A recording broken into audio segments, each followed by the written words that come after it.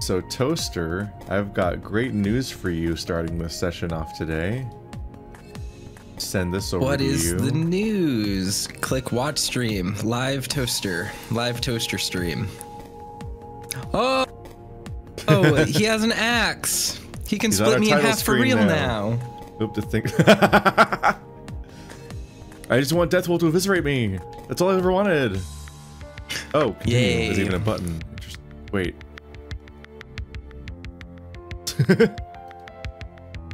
Why is that the continue though? Anyway, and also our saves are now also green. Oh, we got some of that Liz in us. Yeah. Some dirty then, Liz. But even then, I didn't sleep easy. Day 5. In the ghost house. Oh my god. Maybe we are. Have you seen that series? No, but the gimmick of this story is going to be that actually the ones that are alive are dead. That's what I'm saying. It's as people disappear from the house, they're actually the ones who survived the ordeal. Oh no, everyone else died in a gas leak. Exactly. Roswell was out in the woods causing the gas leak. He picked the wrong mushrooms. And now we're all just going to witness the rest of this story as a hallucination in our mind's eye right before we die. And we have to wake up from the hallucination or else it's all over for us. We're stuck in the ghost mansion forever. Oh no. All I can think of. I don't know what I'm talking about. Hello, everyone. Hi, welcome to Password. Early morning, begin session 3. All I can think about is like, maybe it. Oh yeah, we did do 2 sets of 3 last time. Yes. This is unimportant.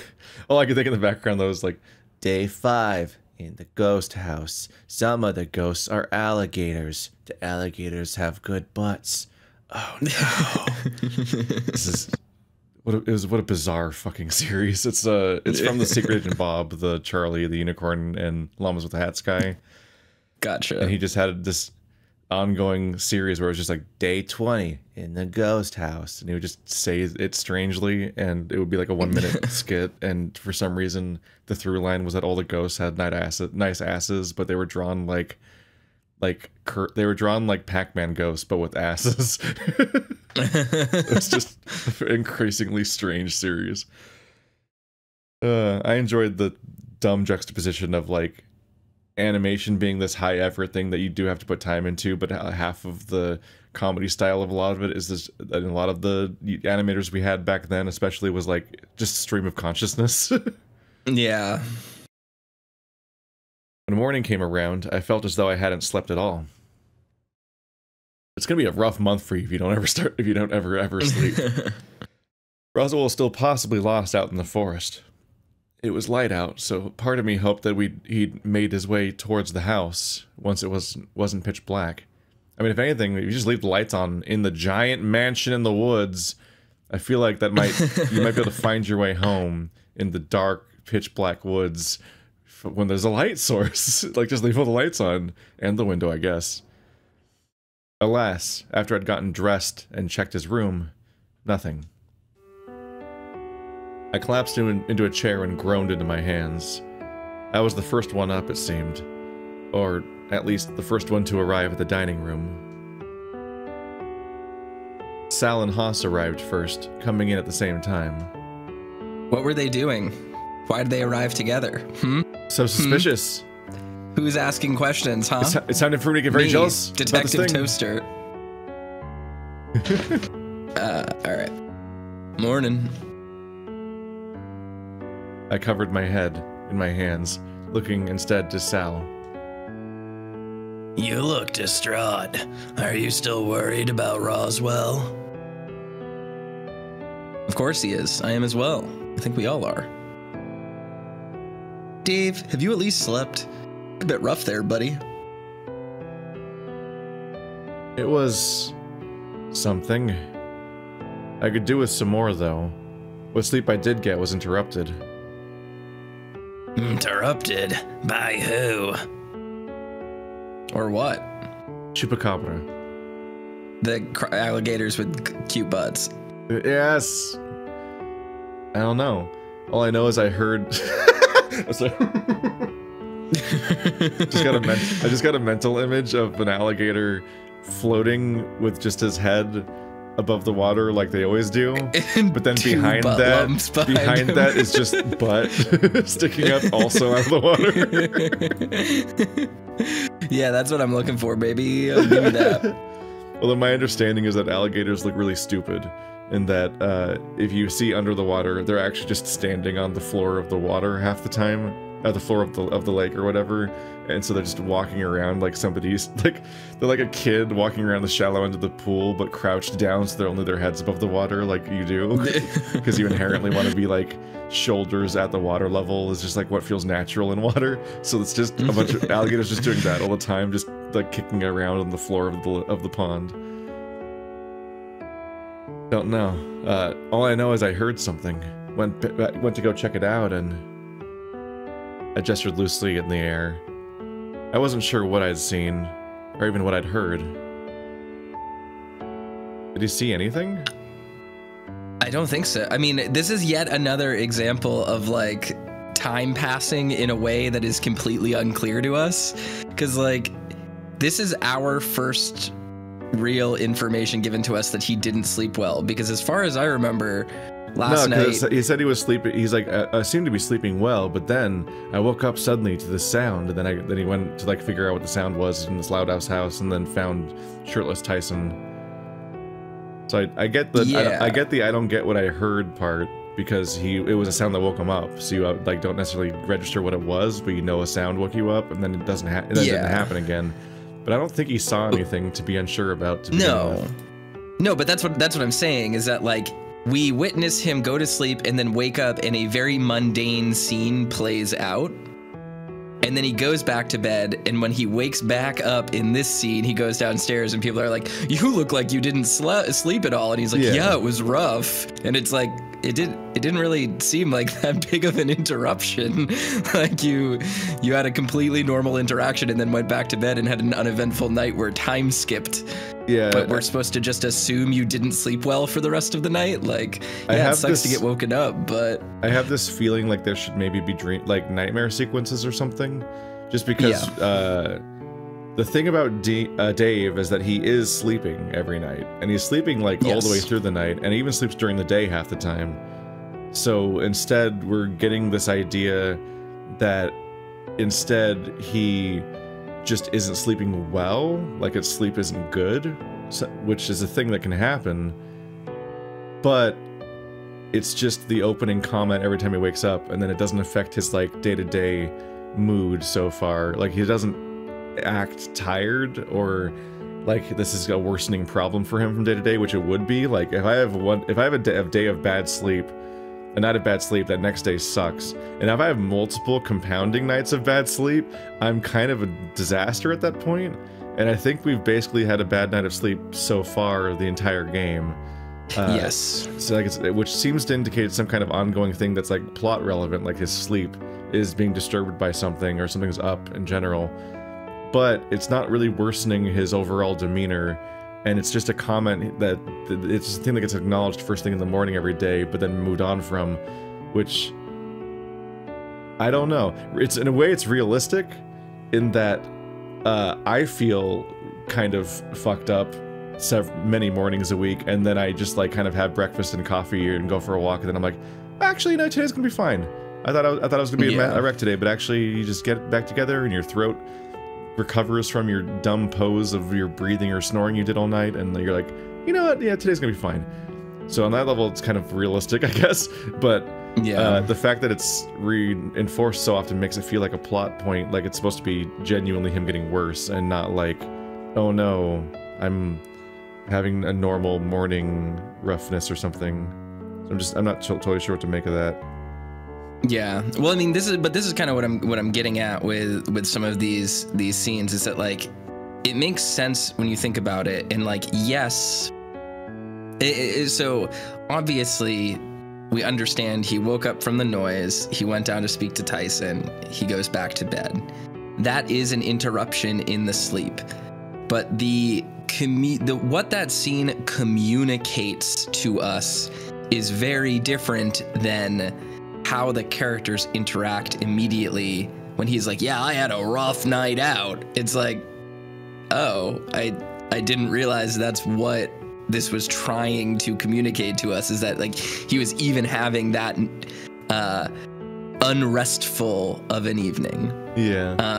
You know what I mean? Like, it's one thing if the scene that precedes this conversation is like he ran around outside and was really anxious and got really concerned and a bunch of weird things happened, and like a passage of time is communicated and communicated in such an urgent way as to create this sense of unease and lack of restfulness. But as far as the viewer experienced it, we go, sure, we see him wake up and there was a weird sound, but then he just kind of, like, the scene itself is relatively uneventful, and then he goes back to sleep.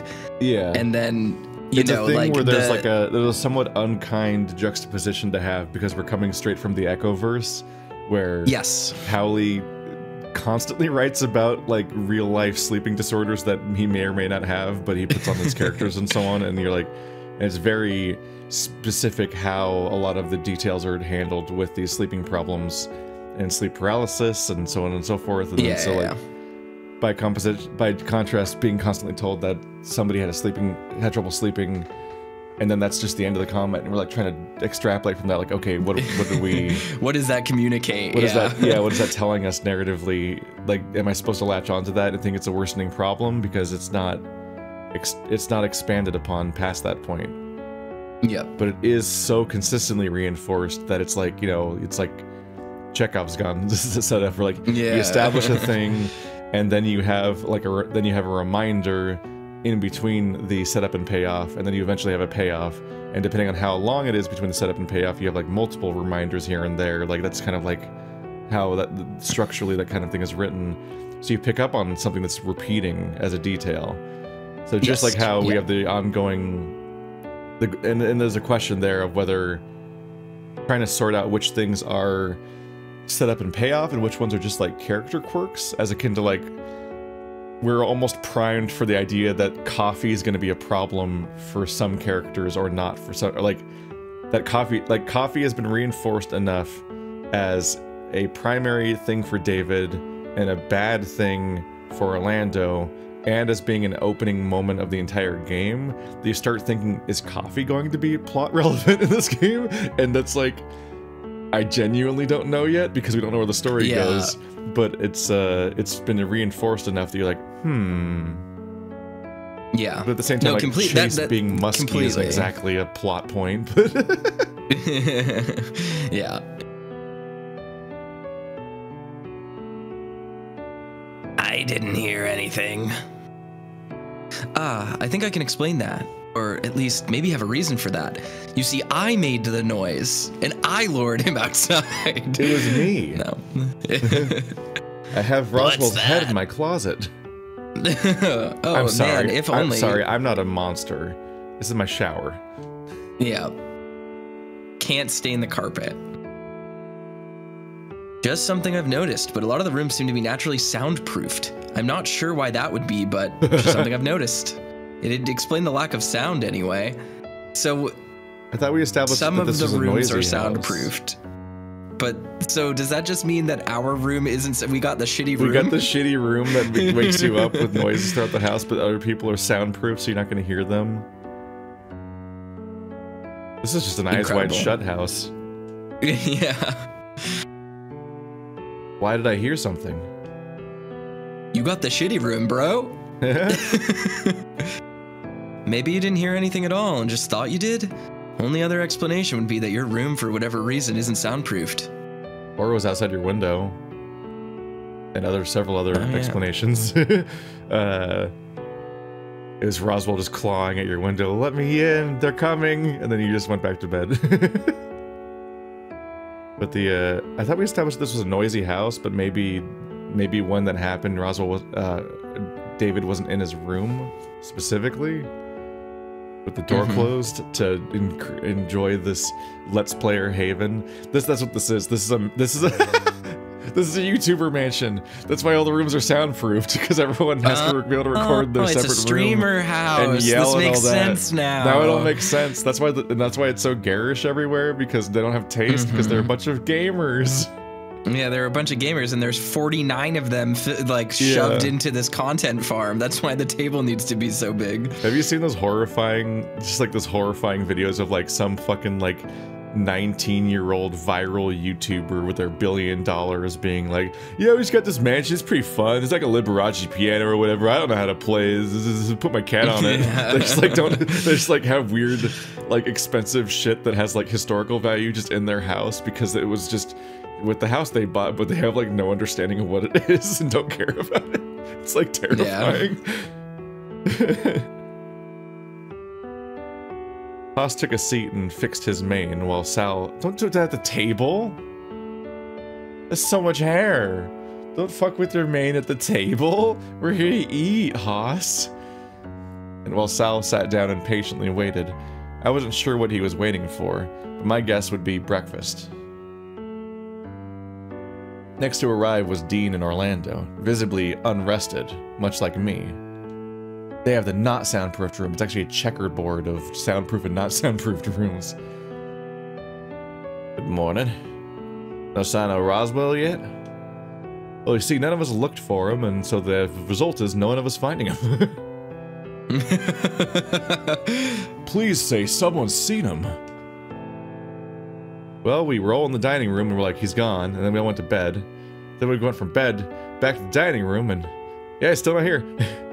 When no one came, Orlando sighed out.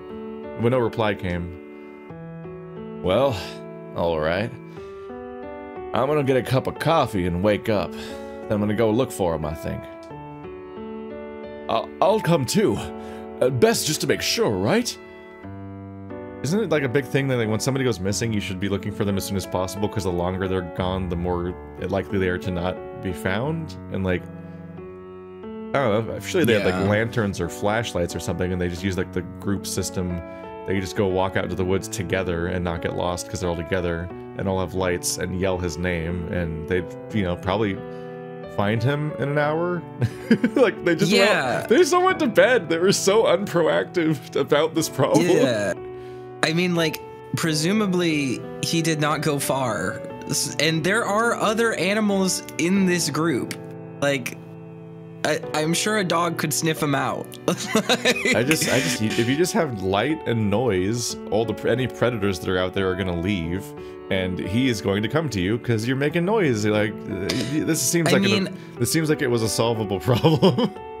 I don't want to be that guy, but like,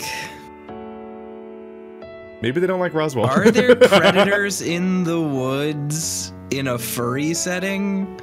What do they look like? Are they not just monsters? They're all human variant monsters. It's like the rake is out there. It's like the forest.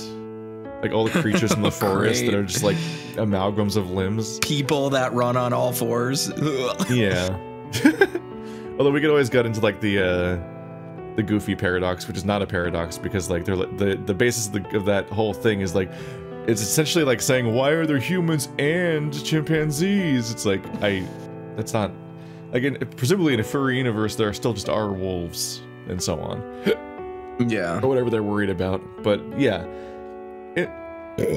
Fuck, sorry. It was that much of a diversion, everything's set up like, you know, there could be wildly different animals. Maybe even unicorns are real here and they like to impale you with their horn. They're very, like, I mean, oh yeah, I guess that's fair. The implication of the horn on a unicorn is not a positive one. Like, I have bad news about what they probably would do with that. It's like, it's my favorite part of Salt and Sanctuary. It's just, not my favorite part, I hated it, but one of my favorite parts to think about at Salt and Sanctuary is that the unicorn is like the scariest monster in the entire game, practically, because it just runs up to you and instantly impales you and you just die. You have to just avoid it, basically. It's horrible. They're terrifying, that's for sure. Yeah.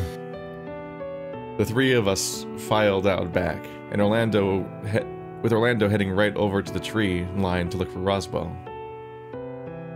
He's not here. Yeah, he wasn't gonna just... He's just waiting out the tree line to be invited back into the house. Like... Well, no. It's a big forest. Chances are he's just on his way back now that he can see. Well, alright. How about you and me go look over here? Dave, you can go check out over there for me. Don't go wandering into the forest, though. You know, the place where he likely is. Alright, got it. I wandered in the direction of the pool. I don't know why, because he just told you to. But I assumed maybe Roswell could have just decided to have an early morning swim. Roswell? Is that you? With your other friend? In the shallows? Everything was still quiet. Everything was still. Quiet. A clear sign that Roswell wasn't here. He's raucous and noisy and he likes to roll around. The more I looked, though, the more my heart sank. If I could magically go back and stop him from going out into the woods, would that have made things better? I wandered over the trees and called again before hearing a presence behind me. Oh. Hello, Sal. Are you alright? I'm just looking for Roswell. You haven't seen him, have you? He just shook his head, coming to stand next to me. I have faith that he'll be fine. Lost, maybe, but fine. What makes you say that? The children normally survive the stories. But Roswell's not a kid. None of us are, Sal. Besides, what if it's dangerous? This seemed to make him think, and he called out into the forest for Roswell. His voice was louder than mine, but all the same, no Roswell appeared.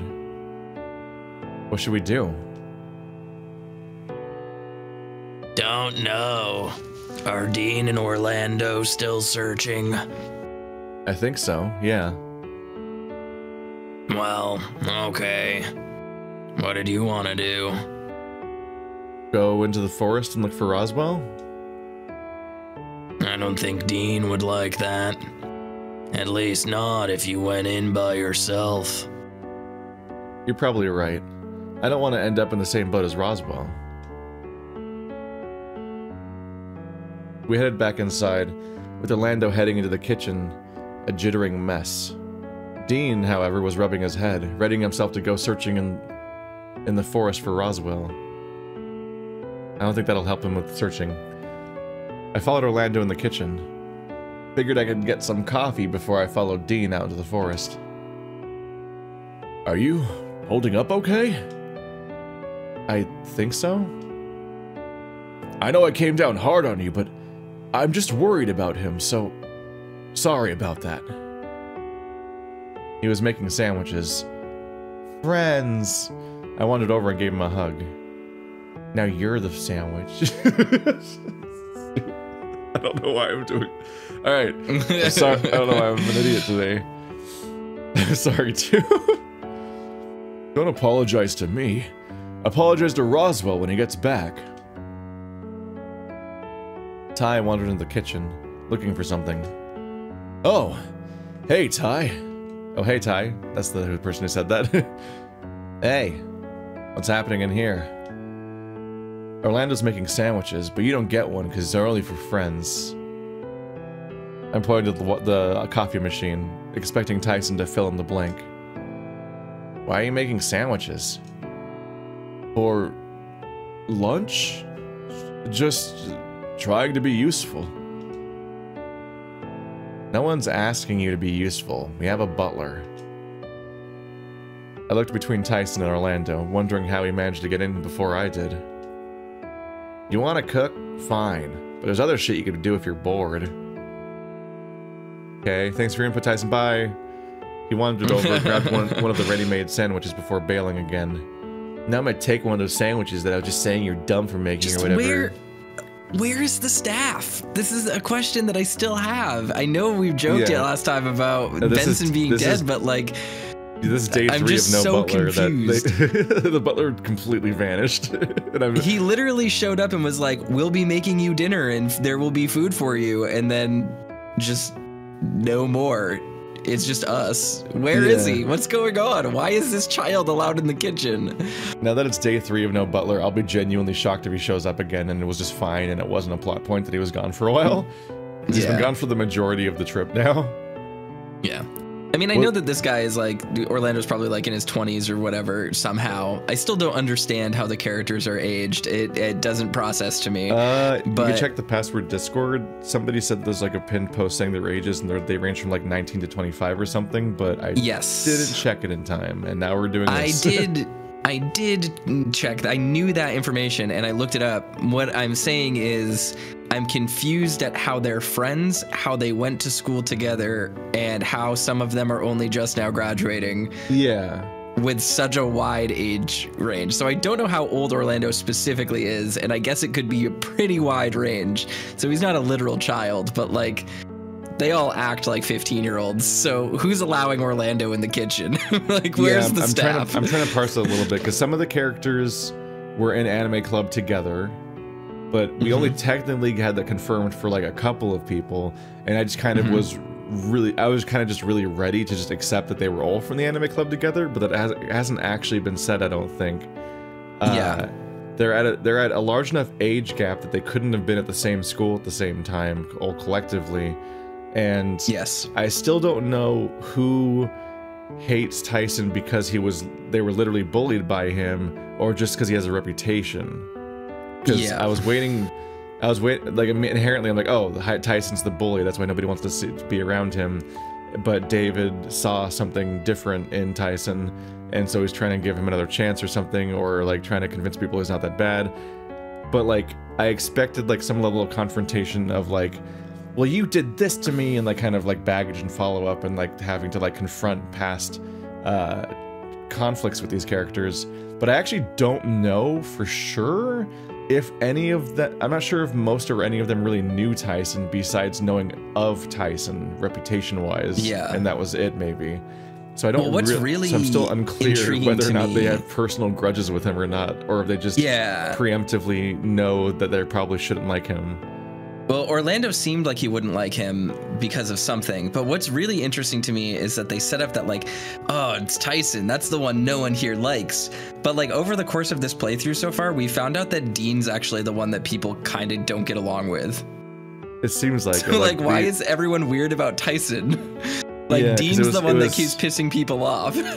It was set up like our choice, but then everyone except Orlando basically agreed with our choice, like it was the normal thing. Like I was just thinking, like I think I talked about this with you off video, but like we were just on a boat with you, me, Andrew, and Stephanie, and and like everyone's +1s and stuff, and well, Stephanie was my +1, but like more people, and I was just thinking about how unnerving it would be to be on a trip like that together. And like someone just clocked Andrew and he like was unconscious for like 10 seconds, then started moving again, writhing in pain after, you know, having been unconscious from being punched in the face on a boat surrounded by all of his friends. And everyone like was kind of unfazed by that. And like, oh yeah, that'll teach him a lesson or something like that. Like, like what that says about a friend group is really unnerving. And it's just like that instantly makes this friend group more fraught than the Echo friends. Like that's like that group would not be like, oh yeah, somebody just knocked out TJ, he deserved it, like on day like 4 of of the journey. And then everyone's just like literally, well, the thing people get like whenever a physical confrontation does happen in some routes of Echo, that is like a group shattering event, and you don't see half those people again because they don't want to be around you anymore. It's like it's a very different, and it's an element of like, one, I'm trying to gauge whether it's like informative of the friend group in that way, like if I'm supposed to interpret it that way, or if it's like, to go back to some of the stuff we talked about like in the first session, this sort of like anime-ish writing where like very extreme reactions happen, like expression-wise and so on, and you're supposed to just kind of like accept it as just like a heightened setting where everyone just kind of does stuff like that, but you don't think about it too much. I don't, it's like, so I'm still trying to center myself a little bit, and it would be easier, I think it'll be easier once the stakes are introduced more. So we have a plot to play off of, but for now it's just a character dynamic series, a series of character dynamics where I'm just like, I'm not entirely sure what are the basis, like the normal basis, whatever the fuck I can't think of the right term that does that sentence. Well, I think it's there you go. Yeah, I think it's also difficult though, which is it's kind of a weird thing in that this friend group is technically, like, objectively in the text a little bit more dysfunctional and less connected than something like the Echo group. But I also have a much lesser defined sense of why or how or even who is connected to who, which is really weird because it makes us feel like we're outside of the perspective and truly, like, we're just waiting for Dave to tell us stuff. Like, it feels like this is all information that could be communicated that just hasn't been communicated yet. So I'm like, I'm not sure if they're trying to lead us on about like he doesn't ever have like an internal monologue where he fills in like what he knows about these people to us. Like, there's no like narration to fill in who these people are half the time, besides like some, at the very beginning it was like just logistical stuff, like these people were in the anime club together, but not so much like their dynamics. To the point where I'm still wondering if Orlando's trans or not, which if everyone knows is not a mystery in the setting to the characters either. So me being in the dark just feels like a weird. But maybe it's just, maybe we made that up. And like obviously we can misread stuff, like the prize, the sweepstakes thing that we made up on accident. Yeah, I guess I'm confused about how we both managed to get that though, because I swear to God it said like, we managed to get this by chance, and it's like, what? How? I just believed you, I guess. I don't know. I was totally under that impression. You can hear me agree with like strong opinions, strong recollections of memory by like Stephanie and Andrew and like the Zero Escape and Echo playthroughs, and just kind of going with it sometimes. I don't know. I mean, it happens. I'm just confused because that also brings to question like, I mean, I guess the big elephant in the room that we're like circling the drain on in this is like, if they're not all friends, and we don't have a list of everyone who knows everyone, why is this group specifically going to a vacation that required such specific planning and a specific head count? Like, I think someone in one of the YouTube comments mentioned like, oh, like Dave is the only one that knows Tyson. He's the only one who knows that he invited Tyson. But like, you must have known that he invited a +1, and there must be some like how big is your friend group that you managed to go this long without like, you can't just like take a vacation and bring like stealth someone with you. That's not how that works. So I'm just confused what led to this group of people doing this month-long excursion with literally zero details about who was even going. Like that's the missing piece here that's a little bit confusing to me. You can just bring a +1 to things, but this is like such an involved vacation that it's hard to believe that there would be a +1. And so this isn't really a complaint so much as it is, I'm trying to tell, does Dave know more about characters like Orlando and Haas than we do, and he just hasn't shared it with us? Or does he just not know them? Does Dave know if Orlando is trans or not? I can't tell. Like, I can't tell if we're supposed to know, you know what I mean? So it makes parsing the character relationships a little bit difficult.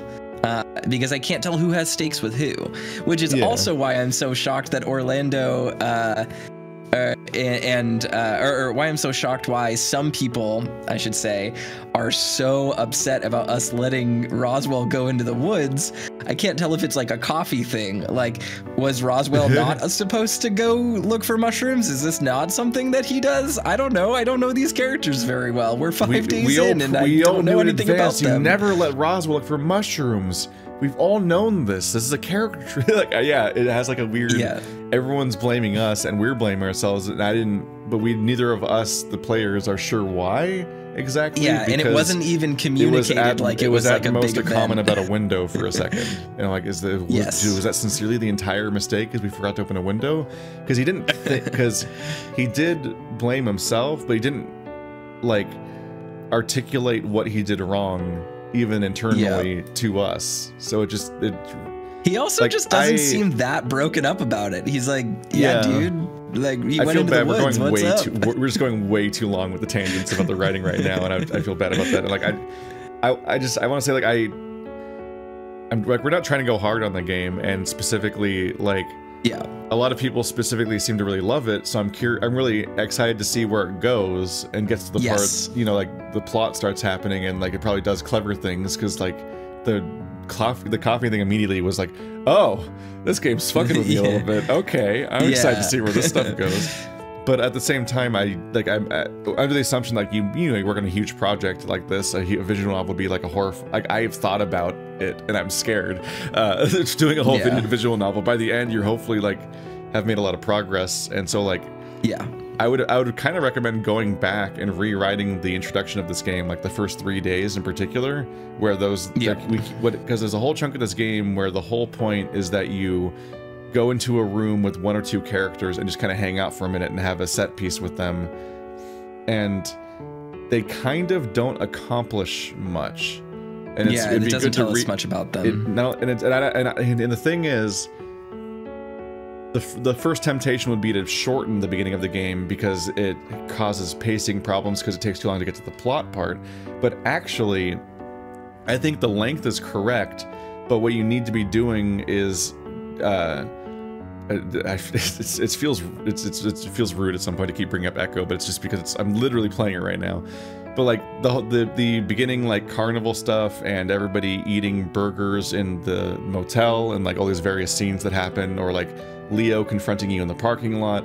There are a series of scenes where different configurations of the friend group are in a room together with Chase, and you're examining how these characters interact, what their relationships are, who does and doesn't like each other, and you quickly get a sense of like, oh, okay, there are some asymmetric relationships throughout this friend group. This is not a friend circle. This is like a weird like friend this is like a friend dentist office toy. Like it's just a weird fucked up shape of who likes who and how their reactions are handled and so on. And so like there are ways to convey the character relationships and in scenes that pull the strengths and weaknesses of their relationships with each other into focus. And I think that makes choosing a route easier too. That's right? the thing, like is it helps prepare we the want to player. commit to a particular character, but we need more from those characters during those scenes where it's like, okay, work down way down the list, talk to everybody all back to back. Because for example, going to the conservatory, or was it called a conservatory? Is that what it's called? I've been like blanking on the word now because it hasn't come up that recently. But the reading room, we go there twice and just kind of like make polite conversation for a moment twice with like Haas and or Roswell, but it doesn't give us a lot of the character dynamics with those people. In part, some of the struggle is that whole second of the game is everybody splits up, and being alone specifically is informative of Tyson's character, and it works that he's alone because his dynamic compared to everybody else is informed by that. But most of the other characters are not really interacting much throughout that. We just don't get much to like, we don't learn much from that whole segment. It's interesting we actually in that kind of don't learn regard. much about the rooms or the people, which is just like that's why they need to kind of be, I think they need to be rewritten as scenes. It's interesting that the 2 characters that spend the most time alone are the 2 characters that are the most fleshed out so far. Like I feel like I know who Sal is, and I feel like I know who Tyson We've admittedly chosen to spend more time with Sal, which is a bit of like... Yeah, but we haven't really had that much time specifically alone with him, because whenever we chose him before, we also got to choose everyone else. So it's like... I think we've gotten to choose only him like 2 or 3 times now in like a more mutually exclusive choice. So that's why potentially we have more with him, but there's just a better way to set some of this stuff up. Like it needs to... It's just a little rough. Yeah, and I don't think that this is us being critical even of the writing. I think my point in bringing up some of this stuff is just to say, like, I am really interested in the mysteries of this story. My problem right now is I'm having trouble discerning what the actual mystery is and what is just information I don't know.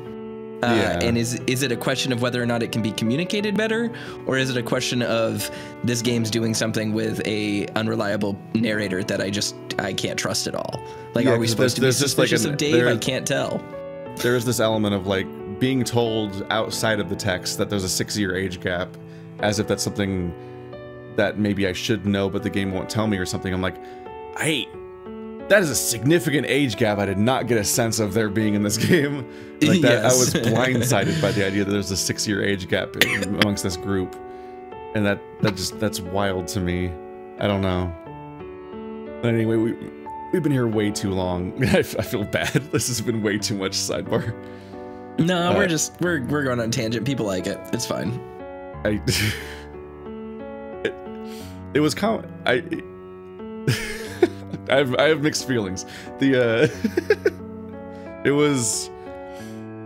was more normal in Zero Escape and whatnot, but I will say that just on some level I'm more nervous because we're making a thing that fans of the game and the community around the game and the creator of the game can potentially see, and so I'm way more nervous about long tangents about criticism, even though that is literally what I've done for like the last 10 years. But I'm just like, I think in this case it's fine. We're not even really going that hard on this. We're seeking clarity.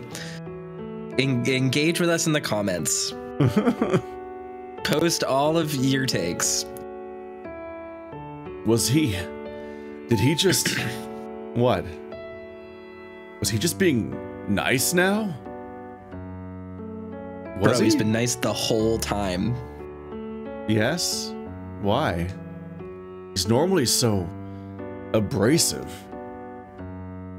He's an alright guy. I've been trying to tell you this. I've been trying to tell everyone this. Honestly, I didn't really get a read that he was being nice in that scene. No, he was just being normal. But he was just like, he's like, oh my god, he's nice. Like, yeah.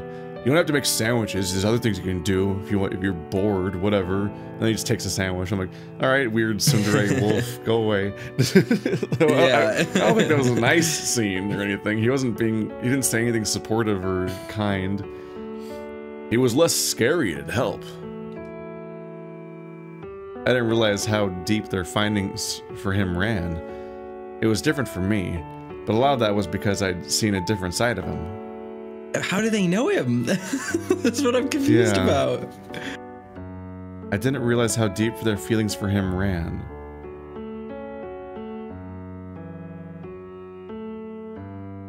We are getting there as a pronoun for Orlando.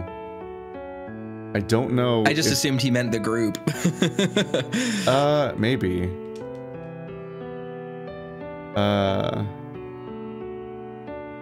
Yeah, actually, I don't know. They're talking to or about Orlando. Maybe Orlando's they. I can't tell.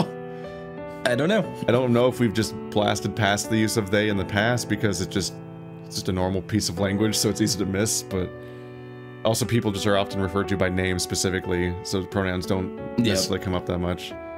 If you're sure, I'm willing to try. I think it'd make things easier if we went along. That's for sure. Why weren't you willing to try earlier, bro? We're a week into this vacation. He hasn't even been a problem. Like, Tyson, the only time Tyson has actively been mean to people is when people have been aggressive towards him. He literally shows up and everyone is like, oh, this guy. Like, what? Like, what's the problem? He did nothing. That's why I'm looking for evidence of, like, did they get specifically bullied by him before? Because as long as he doesn't bully me around, I think we'll be okay. As long as you try. Dude, you could literally lift him over your head and throw him out a window. Maybe? Apparently all the sprites don't really directly reflect their heights, and that's going to be revised too. In particular, I was surprised that apparently the butler is taller than both Roswell and Dave, but the butler is so short in their sprite that almost their entire body is on the screen in order to make. Oh, interesting. Yeah, like Roswell is supposed to be the smallest, and then I think Dave, and then the butler, and I forget the order given that. I don't know. Somebody just typed a comment at me earlier, and I shockingly didn't memorize it instantly. But like Sal and Dean are the tallest. I feel like Orlando and Tyson might be the same height, but I'm not sure. I only can vaguely kind of guess based on... It feels like the sprites are almost like all set to the same height. And so I try to judge based on head size how large the rest of their body's supposed to be, because it feels like they're all like... It's like when you have a bunch of images all set to the same scale. Or all expanded to fit the same space, essentially. But they're drawn to look like different heights. As long as you try, I'll be thankful. Just don't go poisoning his food, yeah? Oh, I would never. Promise. I took note of what Orlando was doing and saw that he, was paying special attention to a certain set of sandwiches in particular. So their feelings was the entire group's feelings then. So the whole group has deep feelings, deep set feelings for Tyson, and that's a surprise for Dave, which is a bad sign.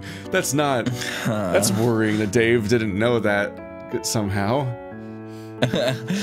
Why are those sandwiches special? Are they for me?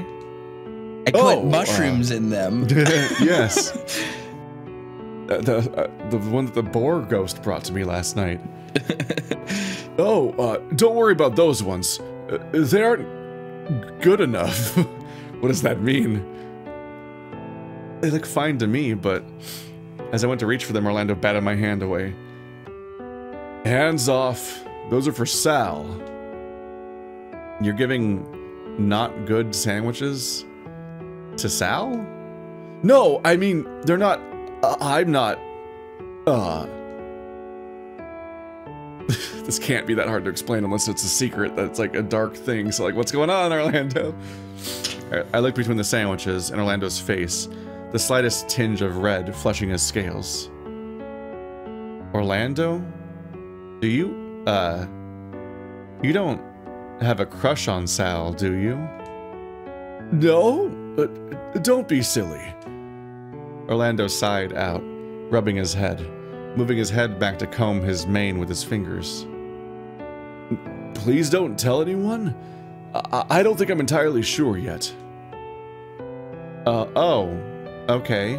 I mean, Sal's like... I gestured big with my arms, trying to simulate his size and stature. Yeah, okay, well you're smaller, Dave. Okay, no more of that. I just remembered I have something very important I need to do, and you were going to help me help Dean, right? I laughed. I was about to comment when I saw Roswell emerge to the trees of the kitchen window. Well, there goes that. Wow, he's right there. He definitely wasn't hiding stuff in the woods. And got lost. I raced out of the kitchen, into the foyer, out the back door. Roswell looked rough, and he was dragging his feet behind him. On like in a net. Like he walks on his knee stumps. Oh no, he's been fear and hungered. Oh no! With how roughly I tackled him, he almost fell over, but he weakly hugged me back. You're alive. Yeah, of course I'm alive. I'm so sorry I didn't, I was rambling at this point, but a lot of it, well, you're stammering, but a lot of it was relief. Still, he smiled at me as if nothing was wrong. Would you believe it? I intended to come back, but ended up walking in circles and getting lost. I'm sorry I didn't do anything to help you find your way back. I don't think that would have helped anyway. I got really far in. Sure, but how? Well, when you walk with your legs... Roswell Roswell then started explaining that he thought he could smell something strange out in the forest, that he thought it was truffles. He went to head back when it started to get dark and got lost. Turned out all he'd done was walk in a huge circle, ended up at the stream, and tried camping there after it became too dark to see. Near the end of the story, he started coughing violently, and I brought him inside to Orlando in the kitchen so he could infect all of our food. Haas was in there too, apparently making some tea. As I guided Roswell in by the hand, he was still coughing, and he sat down on one of the stools nearby. You look pretty rough, Roswell. No surprises there, but that cough. Please tell me you weren't outside this whole time. Roswell and I both whined, although for very different reasons. Well, okay. Orlando placed a hand on Roswell's head with a frown. I think you have a fever too.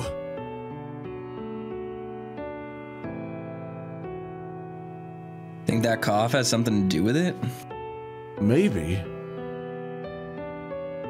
I looked to Roswell, wondering what would be the best thing for him right now. What does Roswell need? I'm scared, Toaster. Yeah. Because we've been given this, we've been like, is there a thing going on with the tea and the coffee? And now we're given tea as an option. I'm like, what does that mean? Does tea do something? Give him medicine. Give him medicine. Give him an ibuprofen. Yeah. Do we have some medicine? Aspirin or something? For his fever? Maybe. I'll go have a look. What about some tea, Roswell? Would that help? Sure, thanks. So does he just get both? Maybe, yeah. Roswell and I watched as Orlando and Haas scurried about. To be honest, I'm worried that the game just made it like a flag choice where we choose between medicine and herbal remedies. Imagine. To be honest, I was feeling sluggish only because the worry had me worn out already. Hey, Dave. His voice was held low. It seemed as though the others hadn't heard him, or at the very least, they didn't make any sign of listening in. Yeah? Thanks for, being worried about me. Doing something would have been better, but I'll take it. I chuckled, scratching the fur on the back of my neck. It felt weird for Roswell to be thanking me, given I was the reason he was out there to begin with. No, he just chose to go out there. He said, I'm gonna go out there now. And then he went out there of his own free will. Yeah, I don't get it. We spent some time getting Roswell medicated and tried to get on top of whatever cold he'd caught being out in the woods all night. I don't know if this will be like an embarrassing moment, like me and Stephanie going on about the papers inside the statue for the entire case in Phoenix Wright, just because we forgot about one line of dialogue that said they weren't there anymore. And we're like, just look at the papers and the statue for like 20 episodes, and then everyone's like, when are they gonna realize this? So like, we could be horribly missing something, like the sweepstakes for all I know. But yeah, given how he'd been out all night. He needed a fresh change of clothes and could have probably done with a nap too. Orlando wasted no time in ushering Roswell out of the kitchen, presumably taking him upstairs. Well, I'm sure Roswell's in good hands now. I'm gonna take a brief cat nap. Want me to wake you for dinner? Oh no, that's fine. I don't plan to sleep the day away. Alright, well, I'll see you later then. I watched Haas leave, and looked around the kitchen one last time before heading out myself. Fuck you, piano. You've had it too good for too long for the last 50 minutes. I found myself waiting in the foyer. Oh. Hey, Sal, what's up?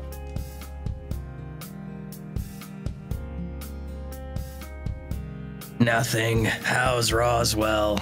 I had to take a sip of water before I could do that voice. Oh, he's fine. Or will be after some rest.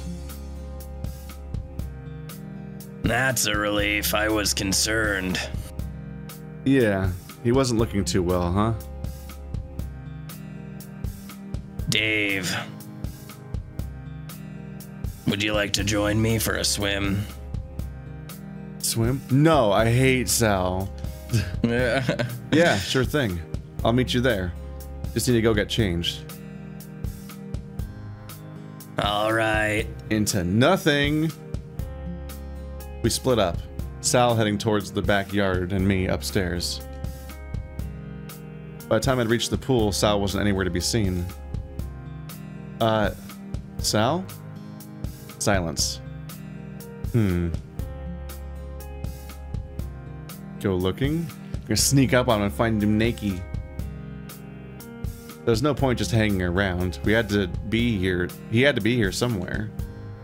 I wandered around, keeping my eyes peeled for Sal, but he wasn't by the pool or by the hot tub. I even wandered by the showers to see if he was taking one before jumping in the pool, but nope. None of them were running either. Seriously?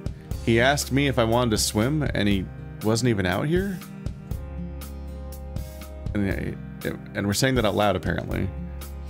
That's just what threw me. I'm like, hang on a minute. It's just something about that being spoken out loud feels funny to me. It wasn't so bad. The weather was all right. The pool was inviting, and it wasn't as if I had anything else planned to do today. They have no interest in looking for these medals outside of the clues. They just hope.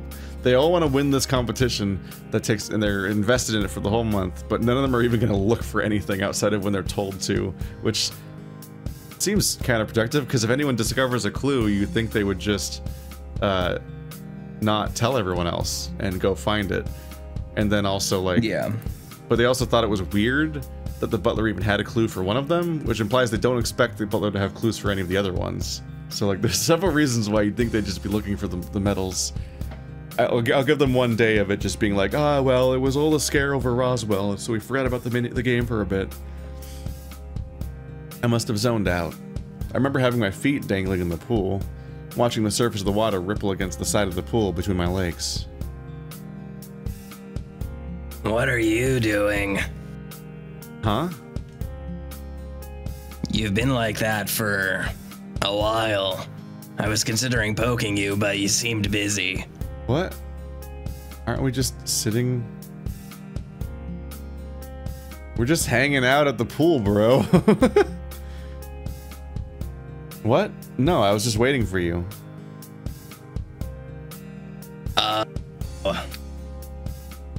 How long have you been here anyway? You weren't around when I rocked up. No, I went to check something. Oh, yeah? Yep. And that was? A secret. Don't worry about it. I was burying the bodies. Before I could probe him with any further questions, Sal had already started undressing and jumped into the pool. He just has that under his clothes at all times. Yeah, he's always got to be ready. Sal ducked under the surface of the water and swam off to the far side of the pool, presumably expecting me to follow. I slipped in and it was all right. It wasn't freezing cold. It wasn't heated. It was just comfortable. Swim to Sal. Yeah. It had been a while, and I probably looked like an idiot trying to look like I knew what I was doing. I made my way over to Sal, who seemed to have no problem treading water, reaching out to give me something to bring me closer to the opposite edge of the pool. I reached the edge and leaned against it, facing Sal. So...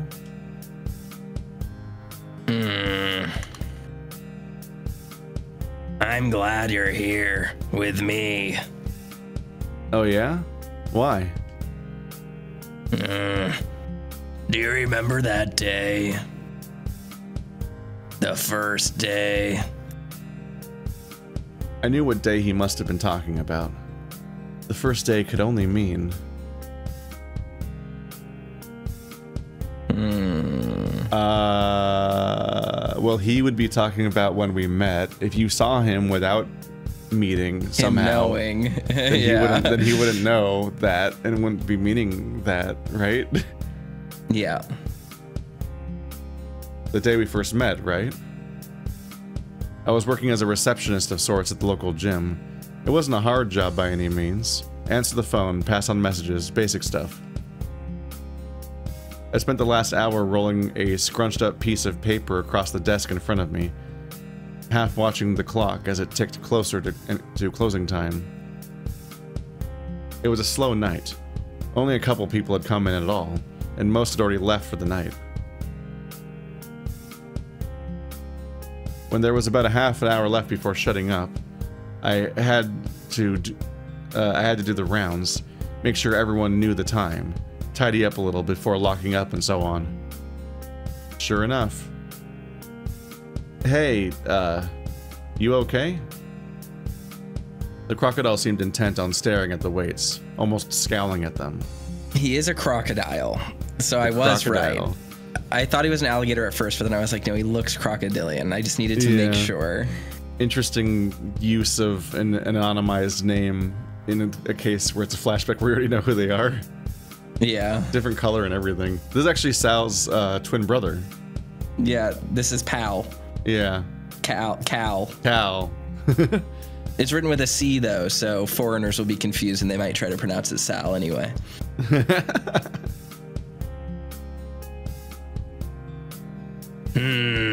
These weights. Something doesn't seem right with them. Like what? Someone left them sweaty. I don't know how. You sweat and then you don't deal with it afterwards. Inconsiderate. Oh, I can make sure they're clean for the next time you're in if you want. Next time? Yeah. Closing up soon, at least so the cleaners can come through. All right. Without a fuss, the crocodile wandered off, collecting his things before heading in the direction of the locker room. It seemed like he was the only one left to round up, so I returned to reception and resumed looking at the clock.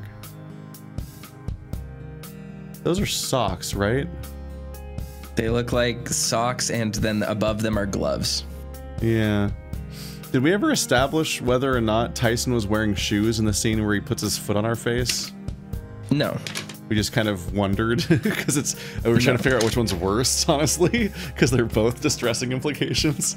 He either shoot you in the face, or he has a weird, gross, sweaty, grimy, open to the elements foot that he put on your face. So I was trying to think about, like, do they wear socks in this universe? I'm looking at that hat. I don't know if we can trust the background, because they were humans. Yeah. Yeah, well, I'm just enjoying that goofy The socks are for the people, Keith.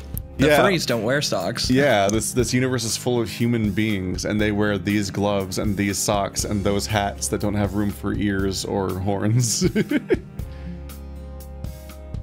Seemed like he was the only one left to round up, so I returned to reception and resumed looking at the clock. Sure enough. I'm leaving now. Good night. Oh, yeah. See ya. I figured that'd be the end of my night, but no. Ninjas descended from the roof. It was late, but sure enough, he was still standing there some half hour after he left. You have that much of an impression, huh? Saying, oh yeah, maybe we'll take care of it. Anyway, time to leave. It was love at first sight. Oh, you're still here? Rain. Oh, this was set up. It's the thing where he just stands in the rain. That's why he's here. He likes the rain. I mustn't have heard it from inside, but sure enough, it was raining. Pretty hard, too. Ah, crap. I didn't know it was forecasted to rain today. You don't like the rain? Do you like the rain? I love the rain. With you in it. Oh, no, I like it just fine. It's getting wet that I'm not overly fond of. Fair enough. That would make sense. Clothes. Fur. A lot of people don't like getting wet. Unless it's at the pool, sure. What about you? You still out here because you don't want to get wet?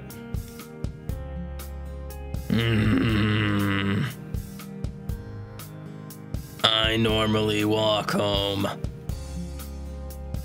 But I'd be drenched by the time I got there. Oh, if I had an umbrella, I'd offer it, but I just catch the bus back home these days. It's fine. I'm in no hurry to get home. When's your bus? Oh, got a little bit to wait. Doesn't look like the rain's going to be slowing anytime soon, though. Might have to run for it. Or you could wait. Waiting seemed like a decent option. Wait for the rain to stop? That's a wild choice. I guess maybe they're in an area where rain just happens briefly sometimes. But even he literally just said it was raining pretty hard. Yeah, I don't. At least here in California, if it starts raining hard, that's just your day now. It's a few days, yeah. Yeah, you're big. Like it's gonna be like, at most it's gonna be like, oh, is it gonna start hailing too? That's the variety. I could wait for a little while, at least. Oh, it's Dave, by the way. Sal. Nice to meet you, Sal. Well, at least formally. I've seen you come by the gym a fair few times already. A sudden clap of thunder roared overhead, followed by the streak of lightning. The rain falling even harder. You might have to run through the rain after all. I almost feel like the game's doing a thing where you pick choices and then the game's like, that doesn't matter. You don't want to bring that guy tea? Someone else is going to bring him tea. You can't stop the tea. It does feel like that so far, yeah. Like, oh, you want to make a choice about the rain? It's rain. This rain is only getting harder. I'm gonna end up drenched, aren't I? Sure enough, I got drenched heading to the bus that night, and I only just managed to make it through before having to walk the whole way home. Because we waited, so it just made it harder to catch the bus in time. I don't think I ended up asking you, but how drenched were you by the time you got home? Completely. I walked home after you left. In that rain? It was like swimming. I don't mind. Sal ducked under the water again, coming back up further away and gesturing for me to follow, keeping the pace death slow. Roll me, please. Just death roll me, Daddy. Death roll me. Your maw and just pull me under.